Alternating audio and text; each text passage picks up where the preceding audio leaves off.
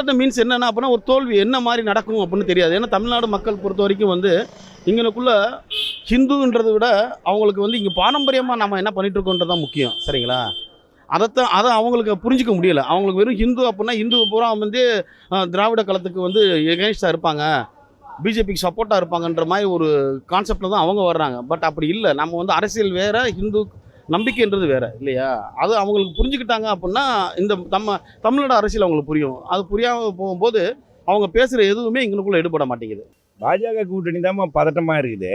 இந்த நாடு என்ன நாடுமா? செக்யூரிட்டிசம் கண்ட்ரி தான். புரியுதா? எல்லா மதத்திலையும் இருக்கிறவங்களுக்கு தான்.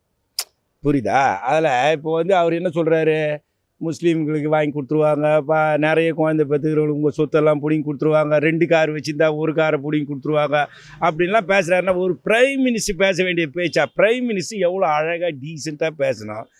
ஒரு ஃபார்மர் பிரைம் மினிஸ்டர் இருந்தாலும் இப்போ வந்து காபந்து அரசு தான், அதை விட்டுரு.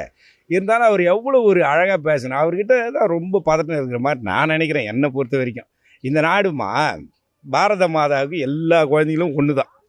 முஸ்லீம் குழந்தைங்க, கிறிஸ்தவ குழந்தைங்க, சீக்ஸ் குழந்தைங்க, இந்துஸ் குழந்தைங்க, இந்த மாதிரி எல்லா குழந்தைங்களும் பெற்றெடுத்த பாரத மாதா பெற்றெடுத்த குழந்தைங்க தான் எல்லாமே.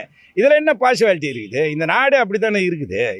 ஒற்றுமையோடு தானே இவ்வளோ நாளாக வாழ்ந்துக்கிட்டு. இவர் இதில் மட்டும் எப்படி திடீர்னு ஒரு பார்ஷுவாலிட்டி பார்த்து அவங்கக்கிட்ட பிரித்து கொடுத்துருவாங்க, இவங்ககிட்ட பிரித்து கொடுத்துருவாங்கன்னு பேசுகிறாருன்னா அவர் தான் பார்த்துட்டு பேசுகிறார். பதற்றத்தோட பரப்புகிறாங்க அப்படின்னா மோடியுடைய அந்த பதட்டம்ங்கிறது 1 மாதத்துக்கு முன்னதே வந்துருச்சு. அவருக்கு தமிழ்நாட்டுக்கு வந்து 9 தடவை 10 தடவை விஜயம் செஞ்சுட்டாரு.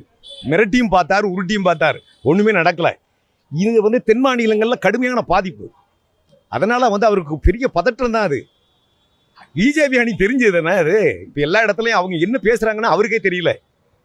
மேடையில் போகும்போது அந்த பரப்புரையில் நம்ம என்ன பேசுகிறோம் அப்படிங்கிறது ரெக்கார்ட் பண்ணி பார்க்கும்போது பார்த்தா அவர் மாட்டிக்கார்.